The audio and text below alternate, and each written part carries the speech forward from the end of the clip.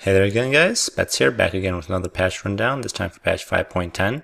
I haven't been able to get to this for a while, guys. Sorry about that. I've been really busy with a lot of other things, so without further ado, we're just going to get right into it.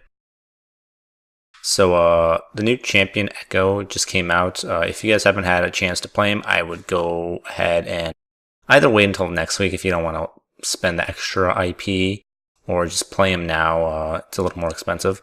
He's very fun. The best way I can describe him is that he's a very mobile assassin-like champion. That, I don't know, the best one I can compare it to is maybe Diana or Riven. But he has a different kind of characteristic in how he's able to bait people into really bad scenarios, or like get out much like Zed can in his assassination. So he can go in and go do a lot of damage to the AD carry. He can proc a lot of things with his E, which is his dash and auto attack. So you can get like things like Ludens and Lichbane to try things out like that. People haven't figured out exactly how to build them yet. I think there's a lot of flexible builds, but I think burst damage is the way to go with him. And the reason I say that is because of a high AP ratio on his ultimate. His Q is decent. His E isn't that great, but just a lot of things like that. His W has a good shield ratio, stuff like that. So he has a good disruption, good damage, great mobility. He can bait a lot of teams into like bad scenarios where he can just like ult and just do massive damage or get out of a bad situation. He's very versatile, so I would go try him out. The next change is Akali, her Shadow Dance. So last patch, one change to her was how her Shadow Dance, which is her ultimate dash, kind of acted. So it dashes through the champion now. So the thing with that is, in practice, it's really good because you can chase down the champion that's running away and just keep like getting farther and farther in front of him, so he can't run. But the way it was put in practice was that it dashed you too far away where you can't mark or proc your mark of the assassin. So that was bad because, I mean, that since you can't proc it with your E anymore, you need to be able to auto attack them. So now they made her maximum and minimum pass-through distance through champions or anything really lower, depending on if you have the mark of assassin, which is her Q on them. So it's just better for proccing it, basically. Cassiopeia got a change to two of her abilities, her passive. The healing portion of her passive has been nerfed, and honestly it's a good thing because even though Cassiopeia is a late game champion, she does a lot of damage, a lot of AP in the late game, thanks to her passive. She wasn't easy to push out a lane. She wasn't a weak laner in the least bit. She is weaker compared to her late game, but she's not a weak laner as it is. She had good sustain with her passive, the healing portion of it, and she got good sustain from her E in terms of mana. So she would get total mana cost refunded by Eing, and she would get health by last hitting a minion as well. And she would also get more mana. So she would have more mana than she even had before she used her E. So it was just like, why not just last hit with it? It was great. So this makes it a little bit easier to face her in lane. She's still going to have good harass, good all-in potential, but she's a little easier to push out. She can't spam as easily. I still think she's going to be really good, especially now that people have noticed her in the competitive scene. She's going to be really strong in the late game. Has a problem with mobility, but I think that's really the only thing she has a problem with. Gragas got a nerf to his body slam. It now has a smaller collision and end collision. Okay, so he has a smaller moving collision, which is as he's moving, and when he finally lands on something, there's like a radius around where it affects the targets.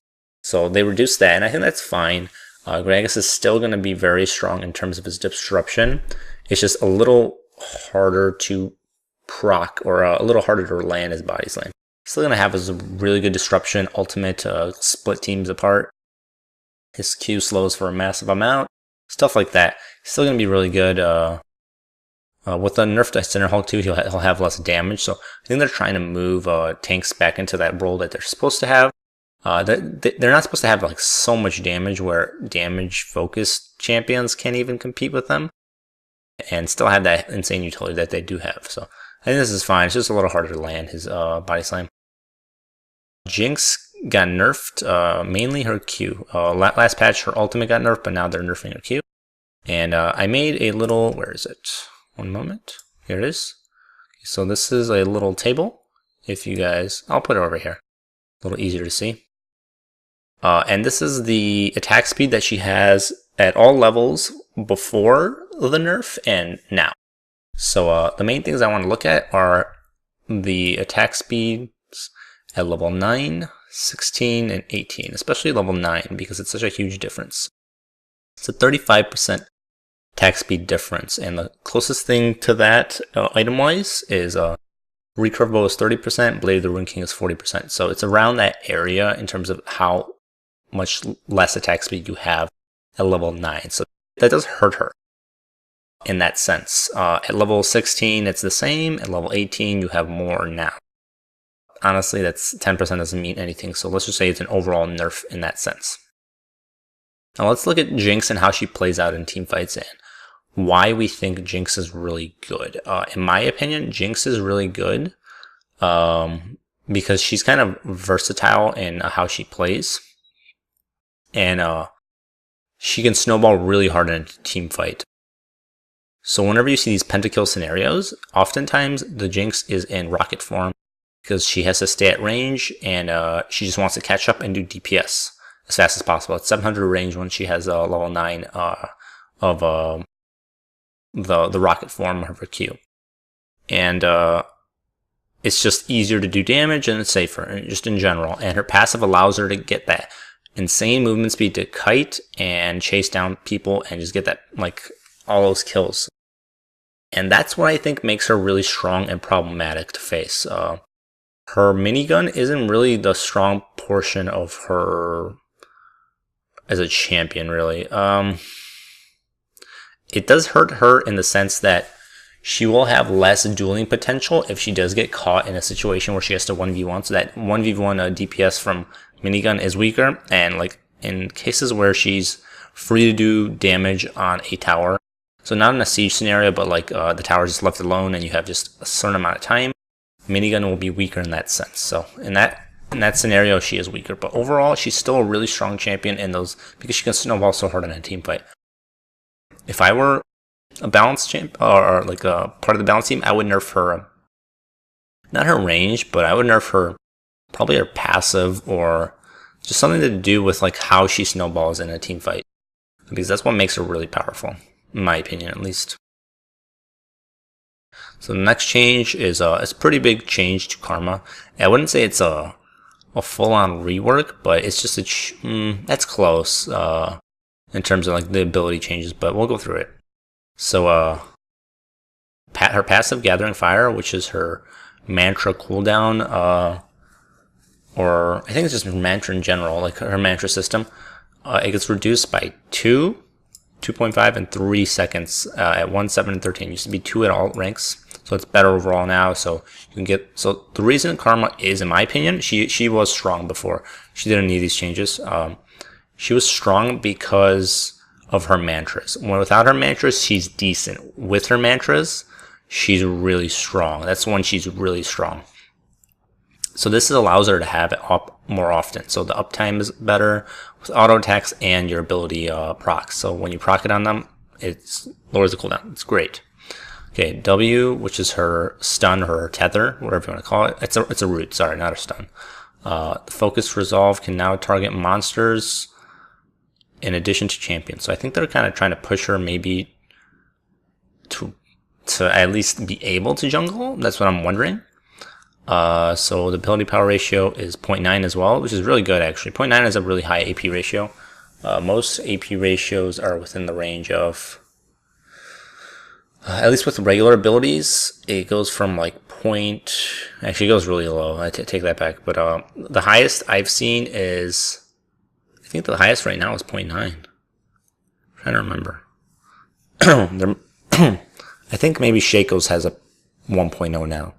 I know Since the change to like Sion, he used to have a 1.0 AP ratio on his abilities, but there's very few champions that have this high of an AP ratio on an ability.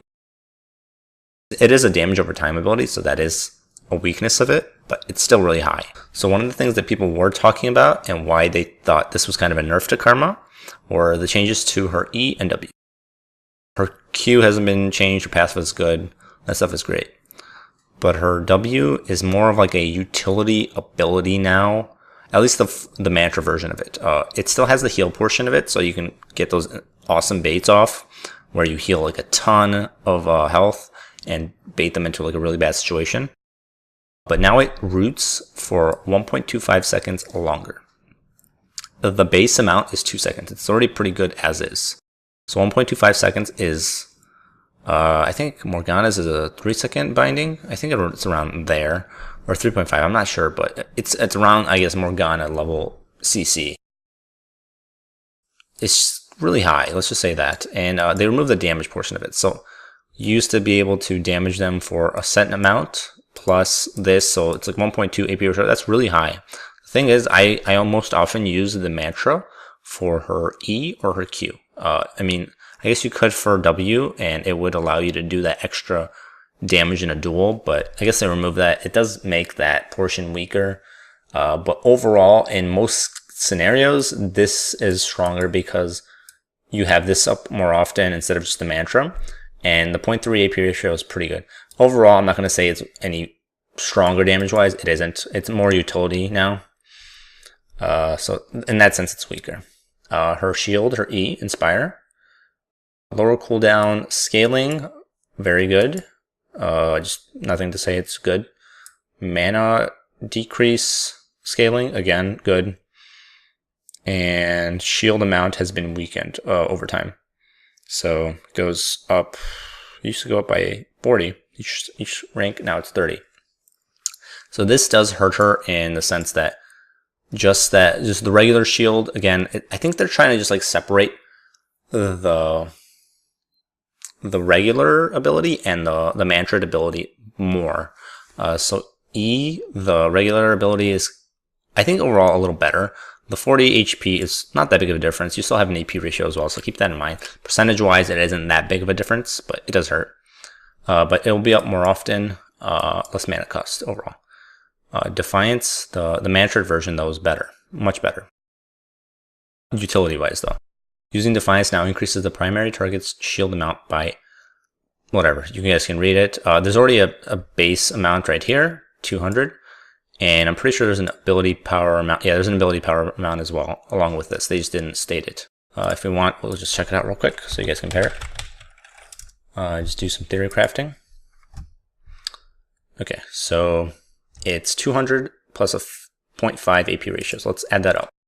So if you use a mantra version, it's, where is it? Okay, so it'll be 410 plus 0.8 ability power ratio. So that's an ultimate worthy shield in my opinion. And keep in mind, so it'll be like around 410 plus 0.8. We won't talk about how much AP. Let's say we have 500 AP. 500 times 0.8. That'll be like in late game, mid game ish, closer like mid to late game. That'll be around how much AP you have if you go AP Karma. So you have that. Times, let's see. Oh yeah, so plus 410. So that's around how much your shield will be for the primary target if you decide to use it on them. So that's pretty damn good. 810 is, you can bait a lot of people with that. Add in the fact that now it shields your allies for a ton. It will give them like a 405. Sorry, it will give them 405 shield if you have like 500 AP, just for an example. And that's much better than this. This was just a base amount. Let me check just to be sure.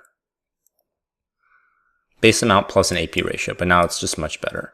It's a 0.4 AP ratio if you add it all together, instead of just 0.3, was it? Yeah, it was just 0.3, okay. So yeah, it's my opinion, it's better utility-wise. It's not as good offensive-wise. So you're kind of, you're kind of stuck in this scenario where you have to use Q for the damage, and that's your main source of damage now. Your W is okay. Your E is not a source of damage anymore, so she's going to be more one-dimensional. She's still going to be able to be played AP, but again, she's a utility mid, similar to how Zillion was utility mid, and it's even more so true now. Her shield is amazing now, the mantra one especially, so we'll see. It's just you have to choose between if you want to do damage or if you want to turn a team fight in terms of utility. I think support karma will be even better though, for sure. Especially with the 1.25 second extra root duration. I think support karma is going to be a thing now. It used to be a thing, but it wasn't very popular. But it's going to be more popular now. Leona is a support, in my opinion, that was very hit or miss. In solo queue, she's great if the person can land their abilities, and she can really snowball a lane. In competitive, though, I think she was always really meh. Like the thing, like let's compare her to other tanky melee supports. Alistar has his ultimate to survive, and he has a lot of CC along with that. So similar to Leona. Leona has her only W though, and it's nowhere near as strong as Alistar ultimate, let's be honest. Also, Alistar has really high base stats, even compared to Leona. Thresh has the ability to initiate or not. So he can hook, and then he can choose whether to go in or not. He doesn't need to go in. So that's one of the strengths of Thresh over Leona. He also provides a much more utility. With Leona in competitive play, if you go in, oftentimes after your W, you often die. So you see like these scores that people have that are just so many deaths with Leona. And she is good for initiate, like especially if you can land her ultimate, she's really good. But the reason I don't like seeing her in competitive is because she has that all-in kind of feel, and she can't get out after that. Like she's usually just stuck there and dead. So I don't think this will change it, and I don't think this was needed. Maybe she was really good in like bronze and silver, but overall she didn't need this nerf.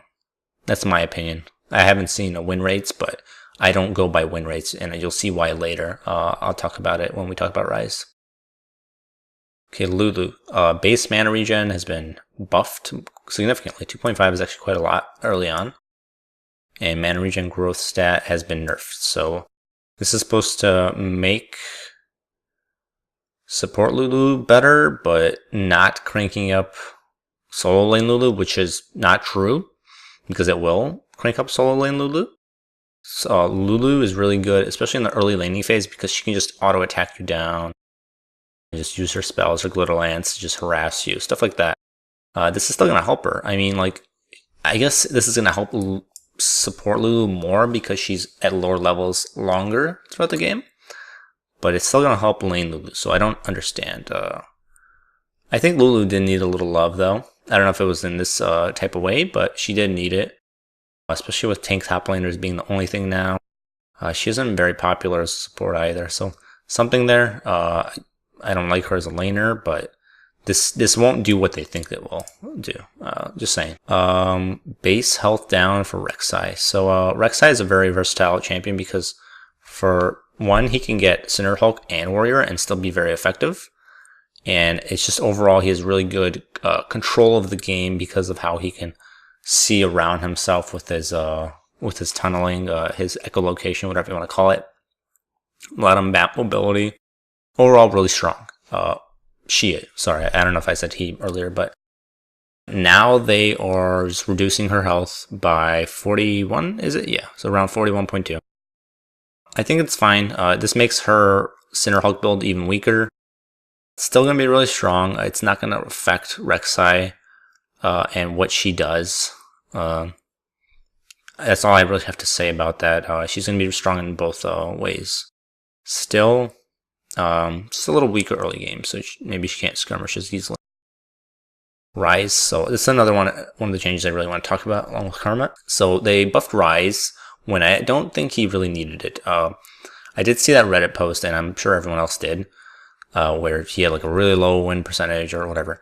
And I think the reason why that is because when champions that are changed to be more complex, so there was another change at the same time. Ashe was also changed, but In my opinion, Ashe is a really simple champion. Her W is the same, her ult is the same, and her E is the same. There's slight differences, but overall, the same. Her Q is the only thing that got changed, and maybe her passive, but her passive is really simple. Crit chance and crit damage increase your damage to be more consistent. That's all it is. Her Q just increases DPS and gives you a slow. That's basically all it is. Ryze got changed in a way that you have to build differently. Ashe, you don't have to build differently. And I think that's why people are not having as much success with Ryze. They still think they need to build Banshees, Frozen Heart. The build early on, I think this should still be the same for Ryze. But the build after a while shouldn't, just because of how his abilities have changed. And AP is better than mana now. Let's just say that, because I know it is. His E is a much higher, I don't know exactly how much higher it is, but we'll check it out right now. Let's just go back to his numbers. Okay, so we'll look at the changes to... Okay, so let's just look through the reworks. So AP ratio got buffed, mana ratio got nerfed at all ranks. So just keep that in mind. Right there should tell you that AP is more effective than mana now. Just keep that in mind. AP ratio reduced, so W, that's not important. The mana ratio got nerfed as well, so that's not as important. But this is what I want to look at. Max damage to original target increased to 120% AP ratio from 105. The base damage got buffed, so E is much more part of your damage now than it was before, especially since it got, I'm pretty sure, reduced from 14 to 7 seconds. So this is much more part of your kit now than it was before, especially now that 7 seconds cooldown when it gets reduced by his passive is huge. It's going to be up constantly throughout a team fight. You can get it off multiple times. So AP, this should just tell you immediately, AP is more viable. It's just better. Cooldown reduction is not as viable because you get so much cooldown reduction from your ultimate already. You don't need that Frozen Heart. 20%, you'll go 10% over at level 16. I know you won't have the 30% all game, but you also have from Masteries and Runes, so you don't need the Frozen Heart. It's actually kind of a wasted item, and mana is weaker, so don't go that build. But people have, that's what I've been seeing, people have still been going that build. And I understand why people are not being as effective. I still see people going Q max into W max. Why? Just because of a little bit extra CC? I don't think it's necessary. I think what I've been seeing is either Q max or E max, depending on what you want. You want more AoE damage and wave clear, E max. Q is just better harass, even though his harass isn't as great anymore. And better last hitting, better farming, stuff like that. So I just think people need to change how they play him. But now he got buffed again. I was actually having some luck with him before. So now his supercharged duration, which is his buff for his shield, lasts 6 seconds, gives you a lot more time to trade in lane, be more aggressive in lane. Very good buff. Q got buffed. Let's see this. I just want to show you guys. So this is the change, the nerf that made Ryze basically not viable anymore. After Worlds, he was basically banned every game. They nerfed his Q at every rank, especially at level 5. It was the really big change. 40 damage for such a low cooldown ability is very high. Now it's above what it used to be. It used to be 160, now it's 185. Though his Q isn't as often as it was before because of how his passive works, and it isn't like a consistent lowering of cooldown. It is still very strong. They also buffed his ultimate to always be 6 seconds.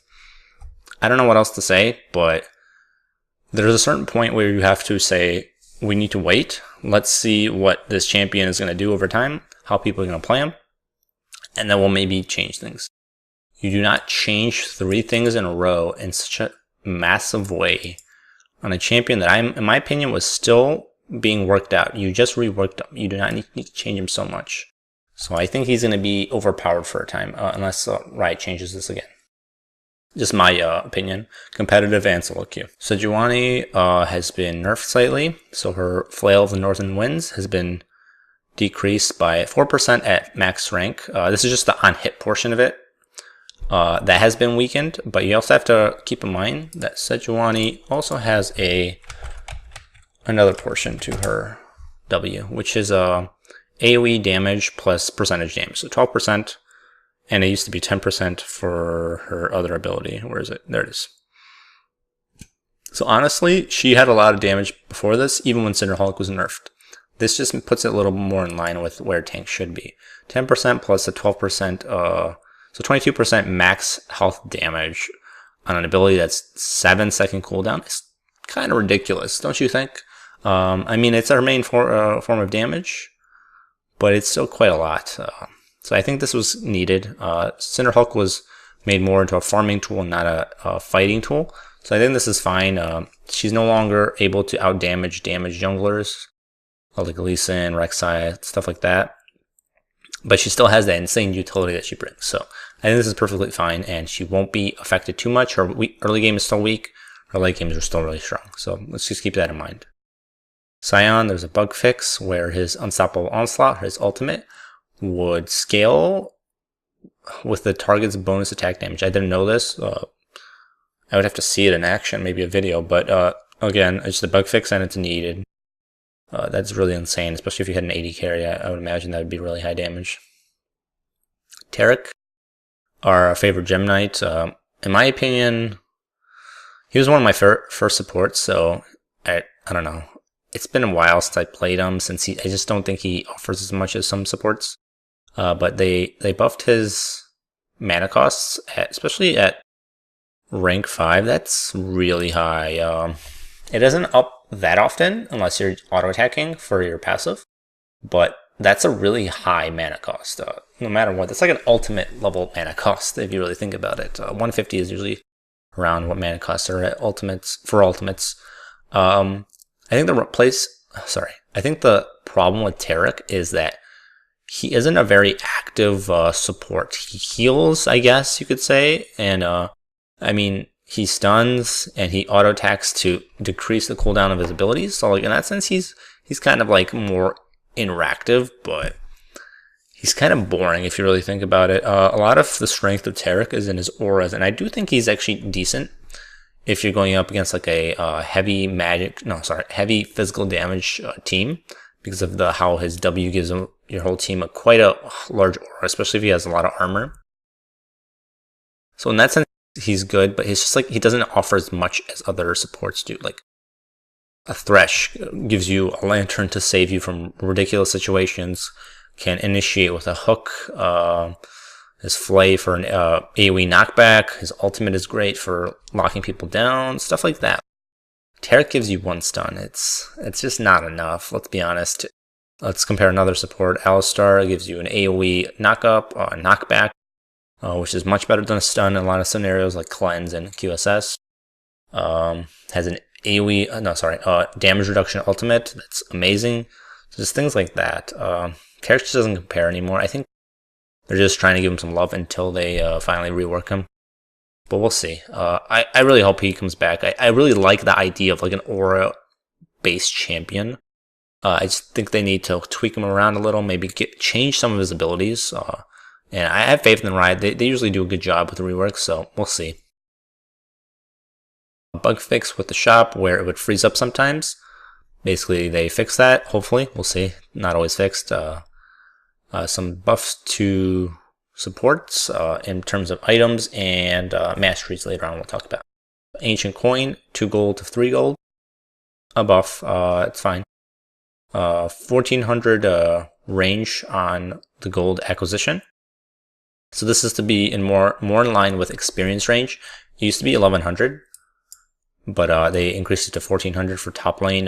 So like lane swaps weren't as dominant in the meta. So I think that's a good change. It just makes it more clear and more consistent. 3 gold to 4 gold, keep it in line with this. Makes it a little stronger than Ancient Coin.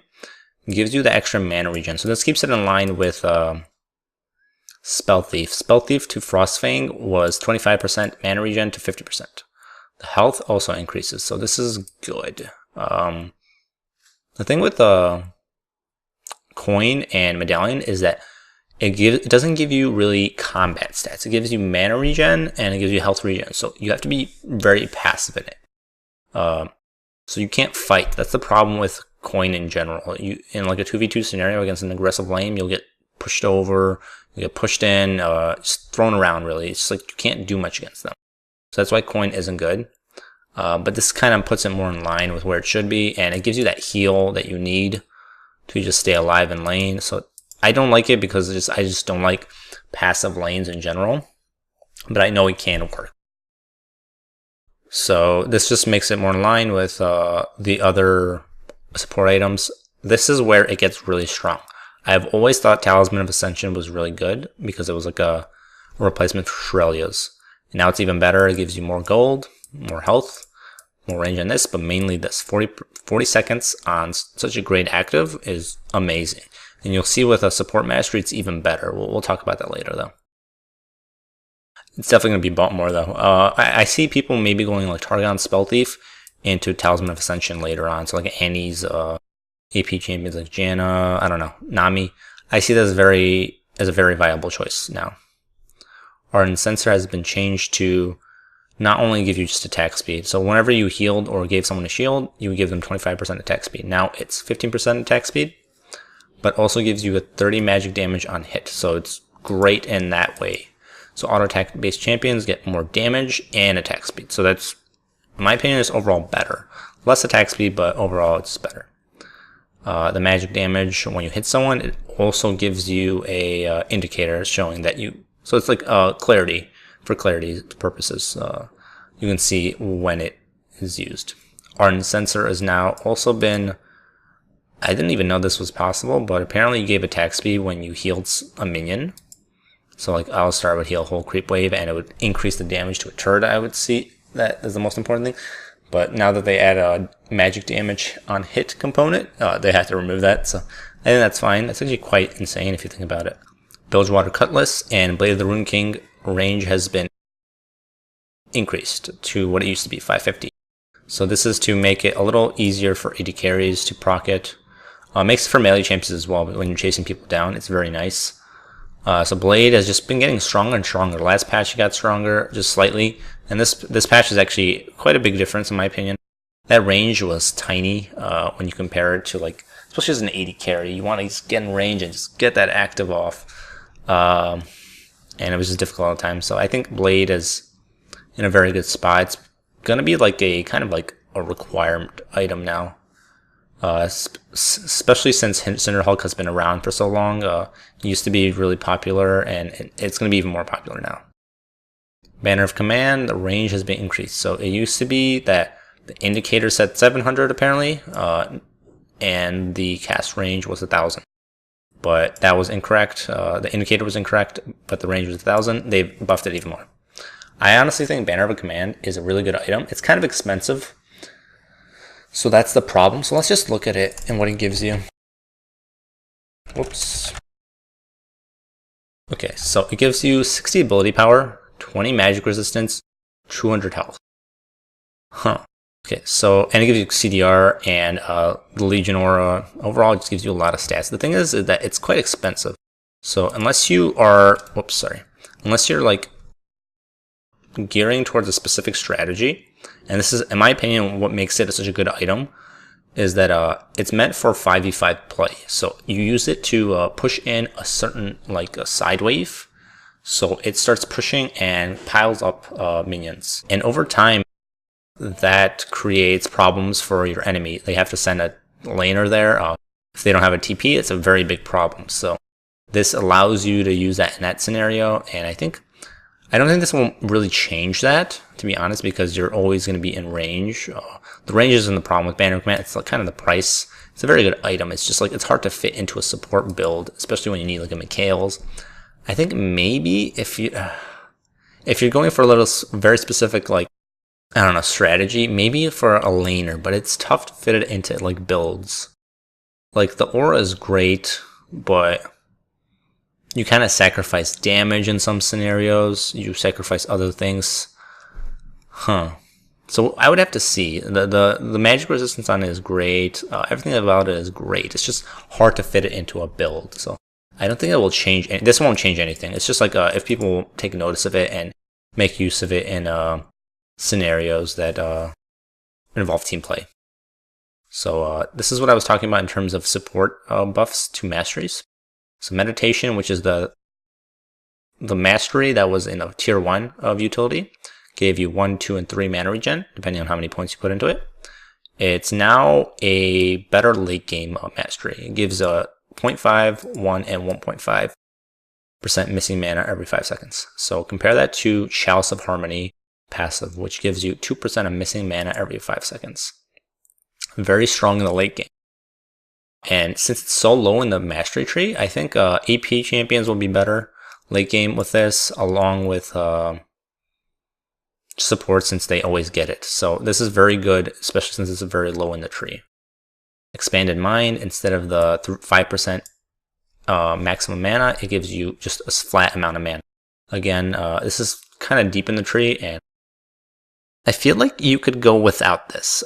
75 mana is good, but unless you're playing a Blitzcrank, and if maybe you're going Ryze and you're going deep into the utility tree, what I've been trying out is 9021. I know 2109 is more popular, just because you get more damage, but I just like the CDR and like the mana that you used to get from this. But now that it's just 75 mana, I don't think it's really worth it for Ryze. I think it would be worth it for Blitz though, just because of his shield, and he needs that early mana to get more hooks off, just because his mana pool isn't very high early on. Inspiration, I'll go over this really quickly. I don't think it's good mastery. It gives you 10 and 20 experience based on how many points you put into it. So it's a 2-point mastery. Keep in mind, so let's say you take 1 point at it. It's 1 experience per second. To get from level 1 to 2, you need 280 experience points. So 280 seconds. That's like I think it's 4.6. Let's just check just to be sure. 280 divided by 60 seconds. So 4.66 seconds. 4.666 minutes to get to level 2. And that's if you're with a lower level champ or a higher level champion. How often will that be? Except for in like mid game and late game scenarios. I think maybe over the course of a full game, it might give you enough experience for a level, maybe give you that break point, but it won't make that much of a difference. And honestly, I don't think it's worth a point. Just isn't. I'm trying to remember if there was a mastery in past seasons that was similar to this, but just better. This flat experience is just awful. Maybe percentage increase of experience would be better, but that's just me. Bandit grants 8 gold each time an enemy champion is attacked. This is the melee portion of it. 5-second cooldown. I don't think this is good ever. As a melee champion, you're not going to be in range to proc this very often. You're either going in for the kill all in, or you're going for like short trades in which you might get 2 procs of this, which is still less than a Targon's proc. It doesn't mean anything. I mean, if you really want to put a point in it, go for it, but it's really not that effective. It's good for ranged champions because you can proc it much more often, especially with Spell Thief. You get a decent amount of gold each time. But now it's not good on melees, let's be honest. Intelligence is, let's see. Okay, so this is the probably, along with the meditation change, is probably the biggest buff to supports.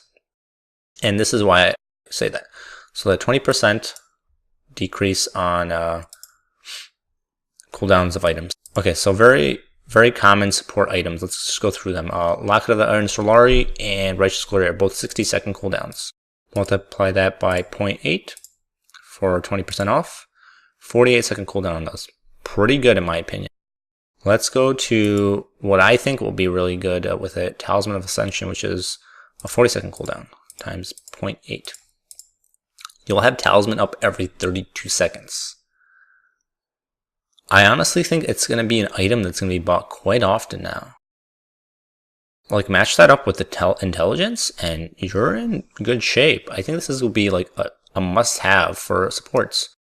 You'll have what is it, 60 times, I think it was 48 seconds, 0.8, 48 seconds on Locket and Righteous Glory, and what is it, like 30-something seconds for Talisman. These are great. This is going to be a must-have, period. It's a great buff to supports. I don't think they really needed it, because supports do have a lot of effect on the game, especially if they're good and know how to initiate. But Just makes them stronger. This is quite a buff though. I don't think it needed to be that high. Maybe 15%. I don't know though. Seems really high though. So the last mastery change that I'm going to talk about is Wanderer, and it's again another buff to supports, and I'll explain why. So in the early game, you have like somewhere around 330 movement speed, right? Just depends. It depends on who you are. You can go up to what is it? I think it's 325 to 355 is the highest, but that's like certain melee champions, and not many supports are even close to that. So add in the 20 movement speed, you're at 350 already. So let's compare that to the 5%. So 330 times 0.05 plus 330. 346 versus 350. So it's slightly higher early on. So it's actually a buff overall throughout the game. Unless you go like super late game, but actually no, even like with boots and mobility, it doesn't really help you. The flat movement speed is just as good as the percentage because of how there's a cap. So after you go above 415 movement speed, after you go above 450 movement speed, everything is multiplied, like every movement speed buff is multiplied by 0.8. It's a soft cap. And there's another cap later on, but usually people don't ever get close to that. So actually this is overall better throughout the game, especially early game when you don't have boots. With boots and mobility, it'll be evened out around the same. I think this only evens out at 400. So here, 400 times 0.05 is 20. So at 400 movement speed, they are basically equal in how they act. So I think overall early game it's better though. Change to how super minions, the magic resistance on super minions. Okay, this is actually, in my opinion, a really minor change, but it has very big impact because super minions are so hard to deal with unless you're a DPS mage like Vladimir and maybe Ryze. Vladimir, Ryze are pretty good at dealing with super minions, but you need to be like a DPS AD champion to like deal with super minions. It's kind of ridiculous. I'm glad they changed it to be minus 30% magic resistance because it's just so hard to deal with, and it's been so hard to deal with for so long. So I think this would be a good change. It makes it a little easier for AP champions, magic damage champions to deal with super minions. So it's a good change overall. There's also been a change to monster leashing and how it works. So this is a nerf to ranged champions kiting, like, what is it, like buffs mainly. That's the main thing because they did the most damage. So before, you used to be able to stay at a certain range and make the buff reset a certain amount of times to reduce your damage just enough, and then you get back in range so it doesn't like hard reset and just completely ruin your buff. But now you can't do that. Now you can only do that 3 times before it fully resets, and you're kind of screwed. That's basically what it means. So it's kind of just a nerf to range junglers, which there weren't many left. I mean, Nidalee was the only one that I remember, and she's already in a weak spot. I don't see this as a very good... be careful with those leashes. I guess maybe if there's a laner that's trying to do it? I really don't know, though. To be honest, this isn't like a really... Maybe Gnar, who's going for a level 1 camp, but this is a really weird change, and I don't think it was needed. Ranged champions aren't great at clearing anyway, because they just don't have abilities usually to clear. Just auto attacks are mainly their major advantage. But, I don't know. We'll see, though. I don't think it'll be that big of a difference, but it just like hurts ranged junglers especially, which are weak right now. So I don't know.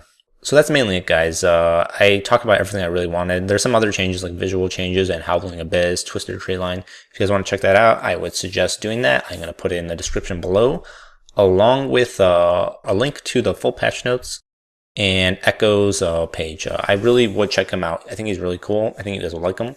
So just go do that. And that's it, really. Thanks again, guys, and I'll see you guys next time.